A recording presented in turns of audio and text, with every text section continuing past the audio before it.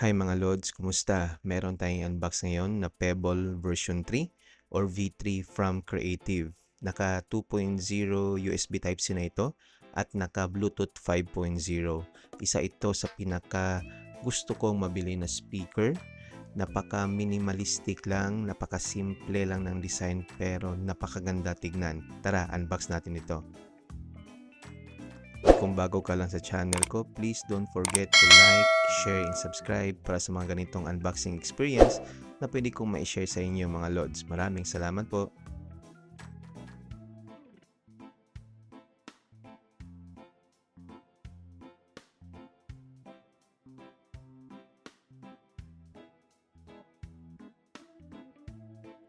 Now let's take a look some specs, description, or information about this speaker.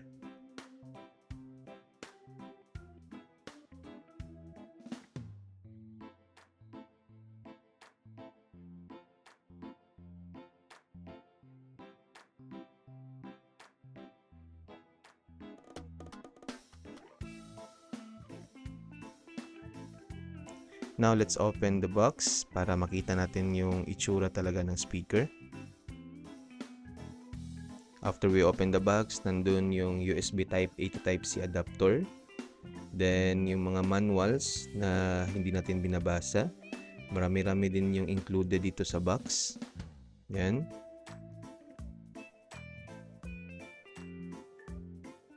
Then let's take it the speaker. Yan, na nakabalot sa bubble wrap. Yan, napaka-secure.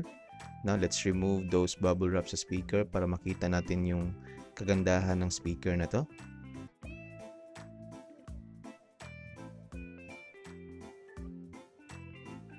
And then, let's remove the plastic wraps doon sa USB cord, which is ito yung ating USB Type-C. In my own opinion mga Lods, napakaganda ng speaker na to. Yung pinili ko pala is black, then meron ding white nito na may bronze or gold accent doon sa speaker. Then also ito yung kanyang knob which is on and off din. Then may Bluetooth switch and then lead light. Then sa baba nandun yung gain. Depende kung gaano kalakas yung gusto natin sa speaker. Then sa likod naman makikita natin yung subwoofer niya. Yan. Then meron ding saksakan ng earphone or headset or audio jack dun sa likod ng speaker. So ganyan yung itsura mga Lods. So let's take a look the adapter from USB Type-A to USB Type-C. So ganyan. If kung walang Type-C yung ating PC, then we can attach this adapter para magamit natin.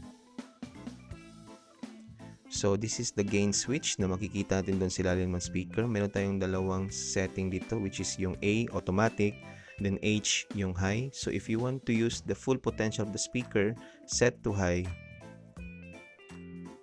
Now the switch knob also serve as on and off. Then blue lead light will appear, and then if you want to switch to Bluetooth, the lead light will blinking. And then if you want to turn off the Bluetooth, just click once and then the blinking will stop.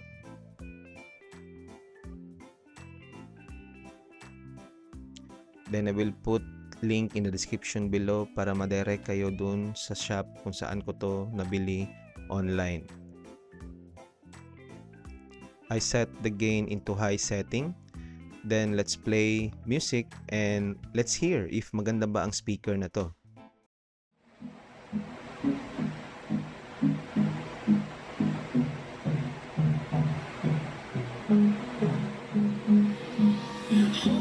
Close till I get up. Time is barely out of sight. I don't wanna waste what's left.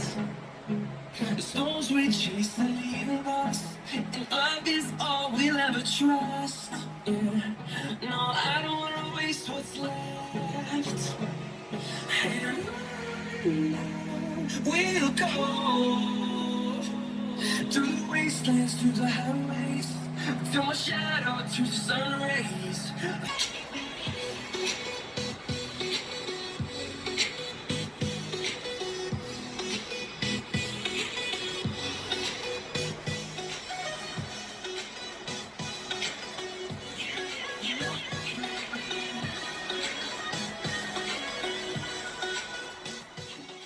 At yun lamang mga Lods, sana nagustuhan nyo ang ating unboxing and review sa product na to.